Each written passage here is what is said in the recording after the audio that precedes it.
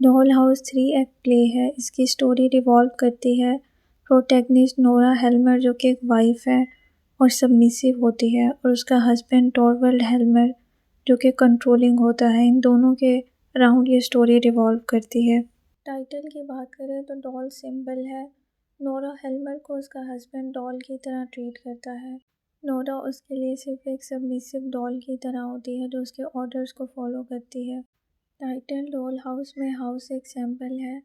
Basically यहाँ पर house use हुआ है, होम यूज़ नहीं हुआ, क्योंकि होम एक ऐसी प्लेस होती है जहाँ पर कोई इंसान फ्री फील करता है, हैप्पी फील करता है और लव्ड फील करता है। जबकि नोरा उस हाउस में एक डॉल की तरह थी, ट्रैप्ड थी, जहाँ पर उसकी अपनी कोई फ्री विल नहीं थी, अपनी कोई मर्ज़ी नहीं थी। टाइटल 19th सेंचुरी की सोसाइटी के बारे में बता रहा है कि कैसे उस वक्त पैट्रियार्कल सोसाइटी में वोमेन को फोर्स किया जाता था और एक्सपेक्ट किया जाता था कि वो सबमिसिव और डिपेंडेंट रहें। सबसे पहला करैक्टर है नोरा हेल्मर जो कि प्रोटैगनिस्ट है इस प्ले की। वो सबमिसिव और प्लेफुल वाइफ होती है जो अपने हस्बैंड के ऑर्डर्स को फॉलो करती है। उसका हस्बैंड उसको एक डॉल की तरह ट्रीट करता है और उसको कोई फ्रीडम नहीं होती।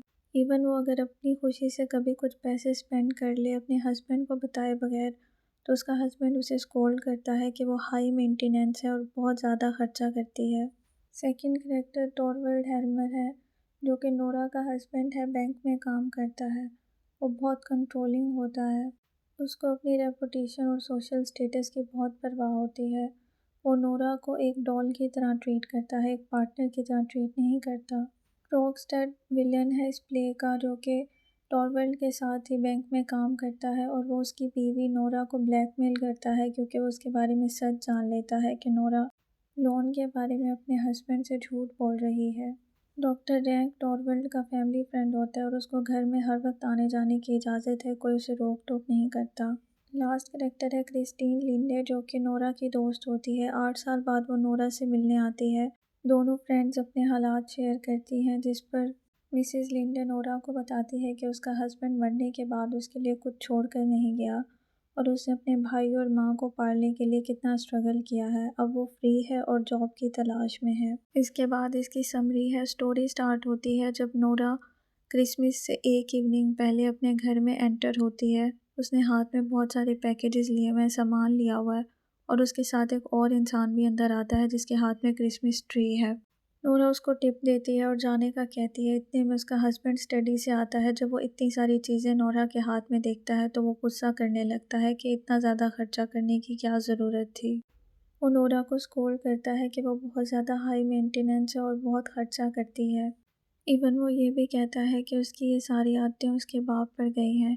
नोरा अपने हस्बैंड से कहती है कि कल क्रिसमस है और उसके हस्बैंड की प्रमोशन भी तो हो चुकी है, तो इसलिए वो सारा सामान लाई है।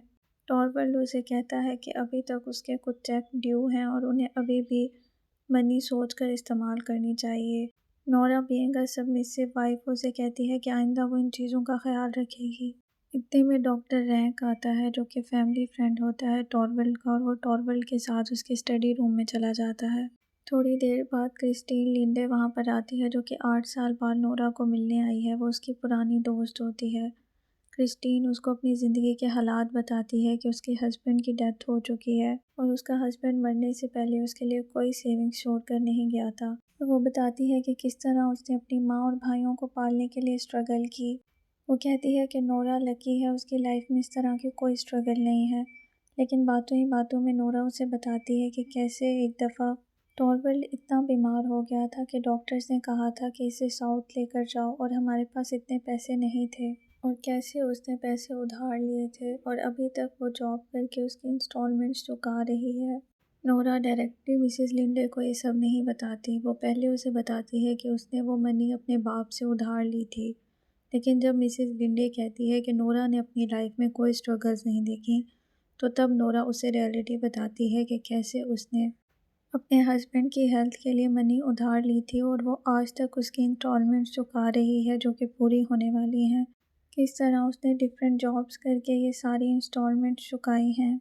इतने में क्रॉकस्टेड भी वहाँ आ चुका होता है जो कि प्ले का विलन है। वो कोवर्कर है टॉरवल्ड का, उसके साथ बैंक में काम करता है। थोड़ी देर में सब चले जाते हैं तो नोरा भी अपने बच्चों के साथ खेलने लगती है। लेकिन इतने में क्रॉक्सटेड वापस आता है। नोरा हैरान होती है और डरी हुई भी होती है। क्रॉक्सटेड उसे कहता है कि टॉरवल्ड उसका दोस्त और को-वर्कर है, लेकिन आजकल वो उसकी जॉब के पीछे पड़ा है।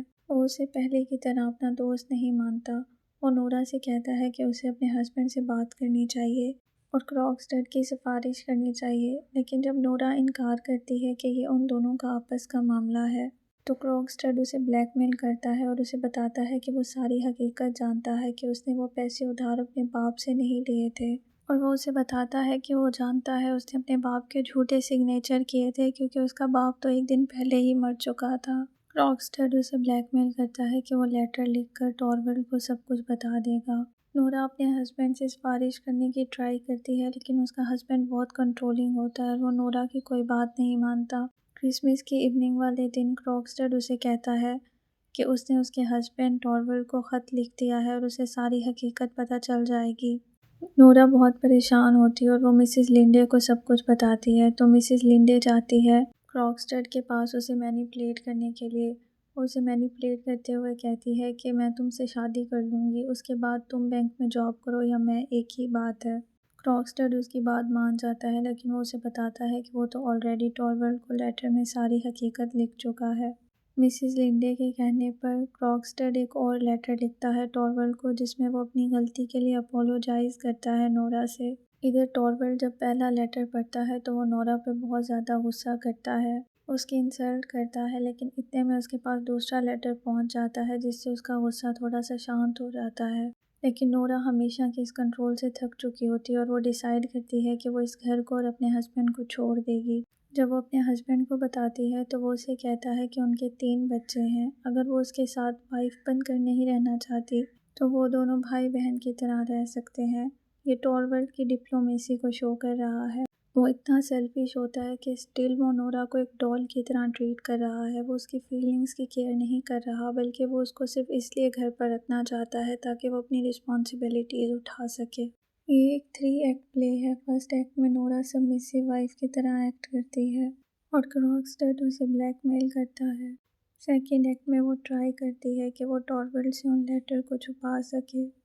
थर्ड एक्ट में टॉरवल्ड दोनों लेटर्स पढ़ लेता है और नोरा डिसाइड करती है कि वो घर छोड़ देगी। उसे रियलाइज़ होता है कि उस घर में वो एक डॉल के अलावा कुछ भी नहीं थी। एंड में नोरा की अवेकनिंग और सेल्फ रियलाइजेशन होती है, जिसके बाद वो डिसाइड करती है कि वो घर छोड़ देगी। जबकि टॉरवल्ड की हिपोक्रेसी शो की गई है कि वो नोरा से कहता है कि वो बहन भाई की तरह रह सकते हैं।